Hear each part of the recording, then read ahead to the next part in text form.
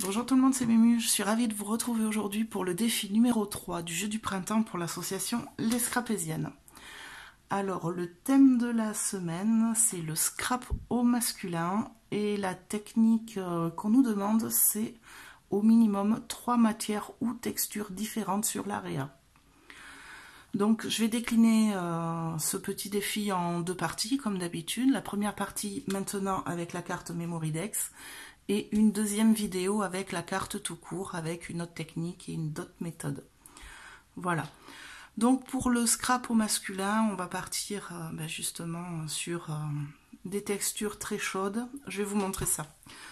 Donc ici mes dies pour découper mes petites structures. Donc ici j'ai utilisé que le grand qui est là, avec du jean. Alors j'ai découpé 2 pièces de jean avec la même forme et une pièce de papier Bristol de 250 grammes. Voilà, il va me servir à rigidifier ma carte, mon support. Pour le design, j'ai choisi d'utiliser cette planche Jungle urbaine garçon des ateliers de Karine avec le tamponnage Rhino et ici cette petite bulle façon BD que j'aime beaucoup. J'ai déjà fait mes tamponnages, donc ici j'ai utilisé du papier Bristol. Mais vous pouvez utiliser du papier aquarelle suivant comment vous allez coloriser vos tampons après. Voilà, moi je ne sais pas encore comment je vais le coloriser. J'avais un bout de Bristol sous la main, j'ai fait avec. Je vais utiliser aussi de la pâte à relief, donc je vous montrerai après comment je vais, ce que je vais utiliser et comment je vais l'utiliser.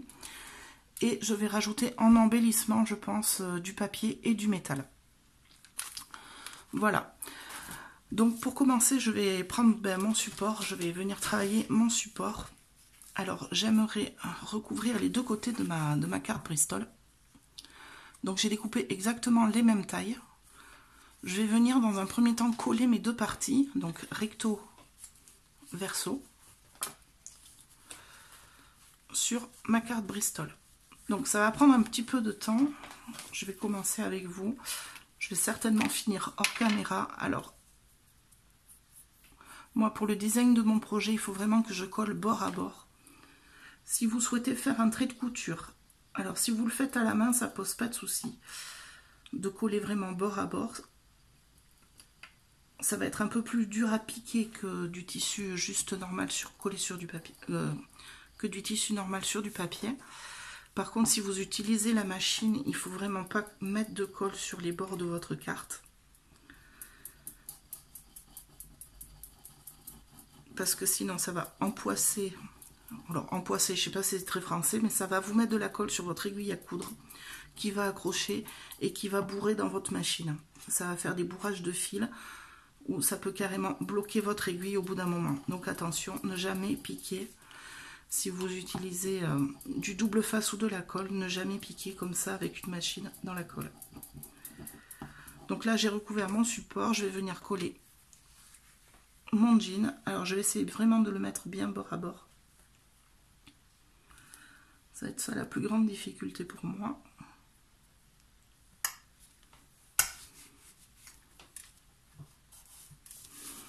Et de bien le maroufler pour pas qu'il y ait de plis ni de bulles.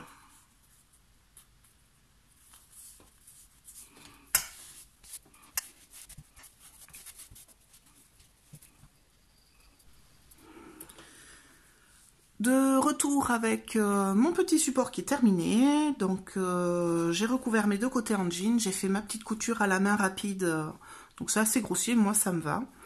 Donc j'ai ma carte qui est un petit peu rigide, juste ce qu'il faut pour s'accrocher parfaitement et ne pas être trop abîmée dans mon Memoridex. Moi c'est surtout cette partie là dont j'avais peur, c'est pour ça que j'ai renforcé bien les bords avec la couture, pour pas que ça se décolle trop quand je vais le manipuler. Donc voilà pour mon support. Par-dessus ce support, je vais y mettre une petite couche de pâte à relief. Alors pâte à relief à effet. J'ai un petit pochoir avec un motif mûr. Donc c'est un pochoir fait maison à la caméo. Voilà, c'est un motif que j'ai trouvé, je crois, sur Pinterest. Je me fournis pas mal de motifs sur ce site. Et pour aller avec ce pochoir, je vais utiliser les pâtes à effet pierre de Finabert. Alors, c'est des pâtes à relief qui sont toutes prêtes. C'est ni plus ni moins que des pâtes à relief standard avec à l'intérieur des ajouts de matière qui vont ressembler en séchant à la pierre. Donc, il y a plusieurs effets. Donc là, c'est un pack de 3 pots. Et vous avez, suivant les 3 pâtes à relief différentes, donc des couleurs. Donc celle-ci est beige, beige un peu gris. Celle-ci est carrément grise. Et celle-ci, moi je dirais plutôt un blanc cassé. Et à l'intérieur, ici, il y a des gros grains. Ici, il y a des ajouts de grains de sable noir et gris. Et ici, c'est très fin. C'est très très fin. C'est du sable quasiment transparent. Voilà. Et en mélangeant ces différentes pâtes à relief avec mon pochoir, je vais obtenir un effet pierre vraiment très très joli. Donc, je vais prévoir la place pour mon tamponnage. Tamponnage que j'ai ici. Tamponnage que je vais faire dépasser exprès vers le bas. Donc je prévois que ma pâte à relief, je peux laisser un petit espace ici tranquille et je ne vais pas en étaler partout. Je vais faire que certaines zones. Donc je vais ouvrir mes pots de pâte à relief.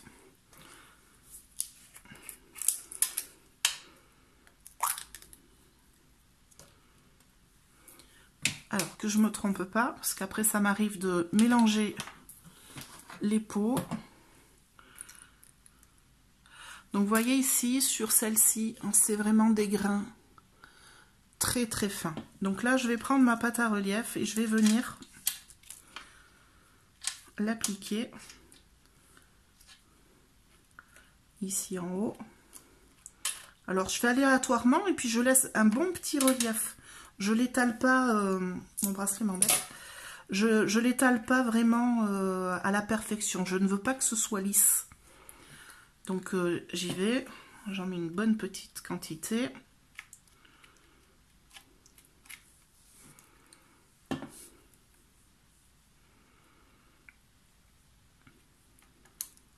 Je tapote avec le couteau pour laisser vraiment bien du relief. Là, je vais essuyer et je vais mettre l'autre pâte. Alors là, j'ai choisi Pumice. Et là, c'est une pâte à relief qui est plus claire. Et dedans, il y a du sable, des gros grains clairs et gris. Alors là, vous allez voir la différence de couleur sur le... Je vais venir la mélanger par petites touches sur la première couche déjà existante. Et alors là, ça va vous donner vraiment du relief comme sur les vrais murs, comme sur les vrais murs en vieille pierre. Je sais pas vous, moi j'aime beaucoup ça.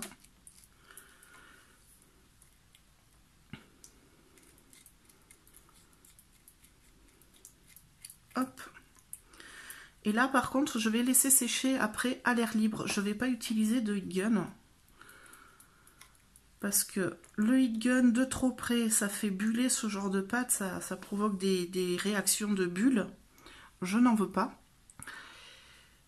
Et je préfère vraiment laisser sécher à l'air libre. Alors sur certaines pâtes à relief, on peut constater des effets de craquelure.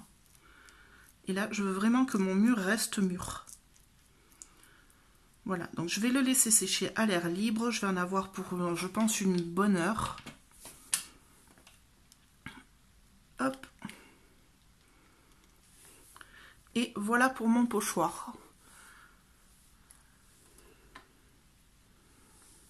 Donc en séchant, les parties grises vont légèrement devenir translucides. Et la pâte à relief plus blanche va rester de cette couleur. Et ça va vraiment apporter un relief très intéressant à ma petite carte Memoridex.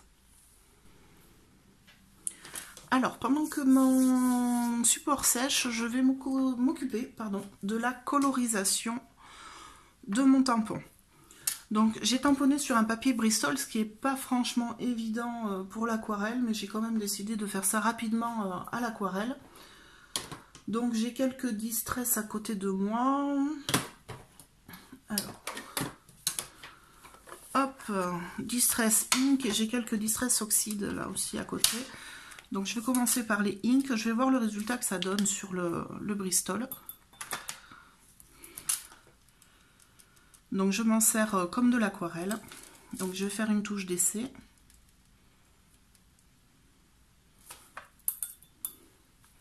J'ai mon petit chiffon pour le trop plein de l'eau. Donc voilà, le papier Bristol est un papier qui est rempli de silice, donc qui est très très lisse. La silice, c'est la poussière de craie.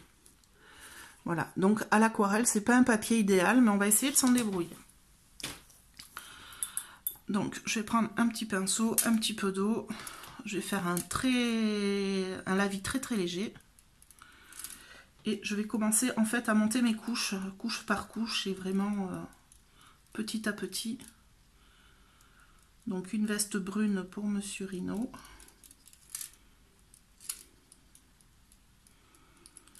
Donc je fais une couche très très claire en premier.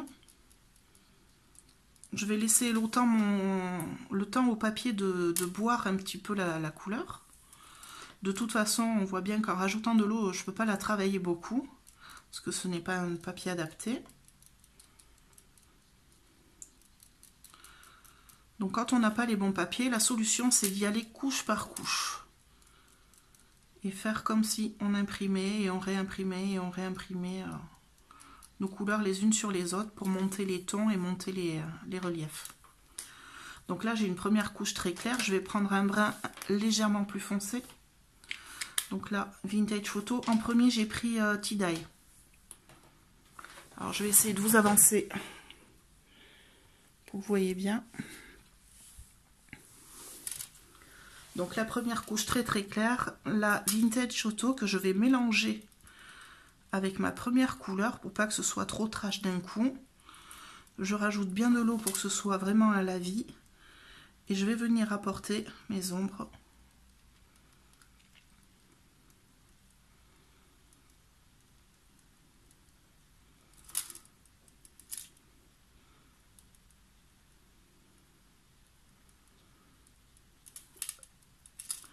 Je vais laisser mon papier bien boire ma couleur. Et je vais refoncer une troisième fois.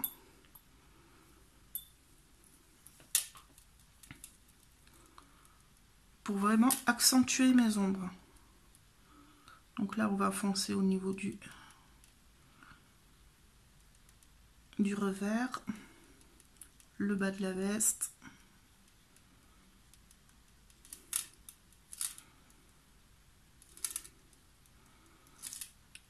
La manche dans les plis.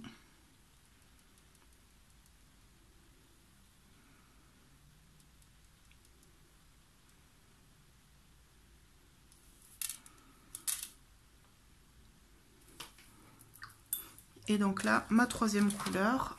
Donc là, je vais sur un brun très foncé. Je vais faire juste une touche sur ma glace mat. Hop là. Je vais venir bien le diluer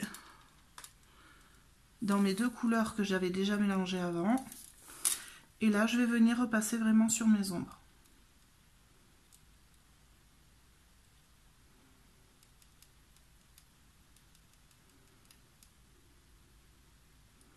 Alors, si vous voyez que c'est trop léger, vous pouvez repasser, attendre un petit peu que le papier boive bien la couleur et l'eau. Et vous pouvez repasser comme ça plusieurs couches.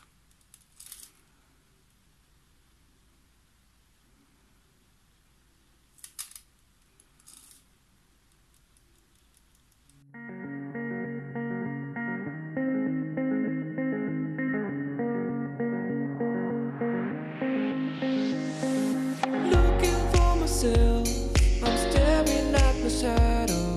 Am I gonna be safe in getting through tomorrow? When I throw me down, you can lead me to the side. You still raising me up, but when I look aside, she guides me.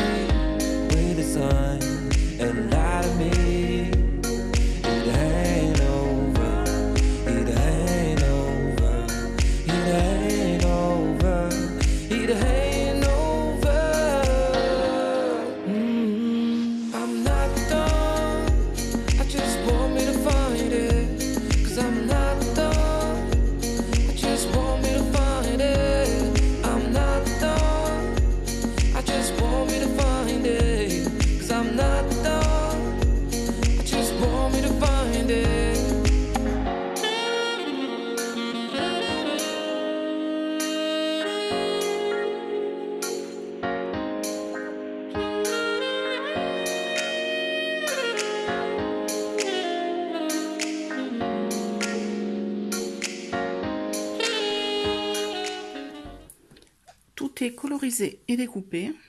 Donc là, mon petit Rhino. Je me suis préparé quelques petites choses à côté. Donc là, j'ai un cercle de papier découpé avec un dice dans un bloc action.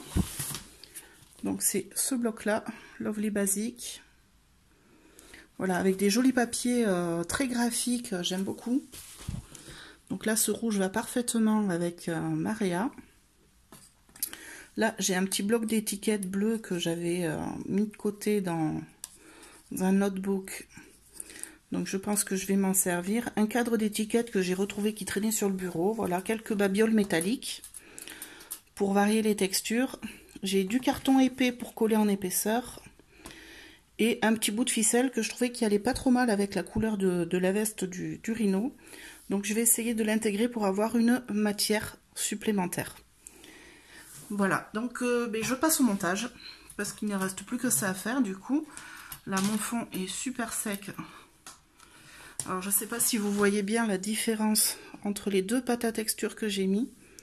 C'est très granuleux, c'est très texturé, très épais.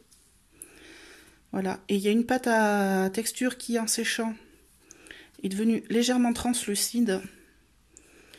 Et l'autre qui est resté bien opaque. Voilà. Pour les embellissements en plastique, ce sont des embellissements Tim Holtz que j'ai dans une grande boîte là qui traîne aussi sur le coin d'un bureau. Voilà, donc j'ai fait une petite sélection de 3 babioles. Et c'est parti pour le montage.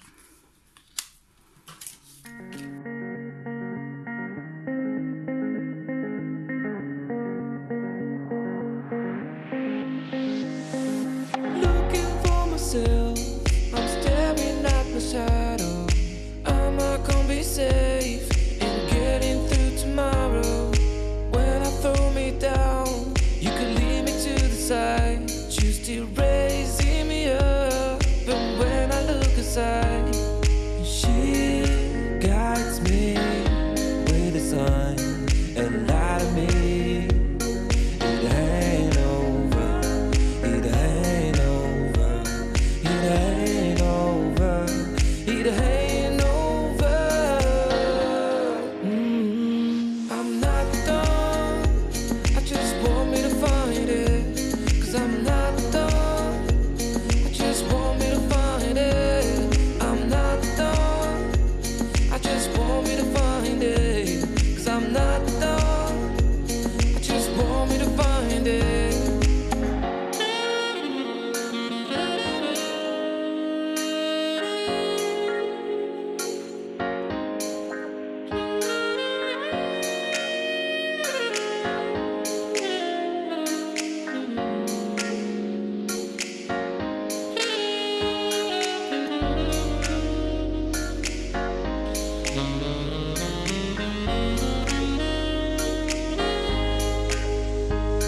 So why are you moving on? Someone told me that I could find it. I will find my way. Gotta keep looking. If it's not fair, gotta go again. We still get over it. Cause when I look aside, she's always by my side. She guides me with a sign and light of me. It ain't over. It ain't. Donc voilà terminé, j'ai collé tous mes petits éléments. Donc par rapport à tout à l'heure, j'ai rajouté un tamponnage en gris sur mon étiquette. Alors je conseille de le faire avant de coller parce que c'est un peu galère quand c'est un petit peu bancal. Donc mon étiquette de titre, j'ai rajouté ici des têtes de brads. Alors pour pas voir les pattes qui ressortent de l'autre côté, j'ai coupé tout simplement les pattes et j'ai collé avec une petite mousse 3D. Voilà, j'aime beaucoup ce petit motif là, ça fait bien industriel, j'aime beaucoup. Et l'ajout du petit clip, du petit trombone Tim Holtz en haut. Voilà, pour une carte qui se conjugue au masculin. N'hésitez pas à partager et à liker si vous avez aimé cette vidéo. Moi, je vous retrouve dans la partie 2 un peu plus tard.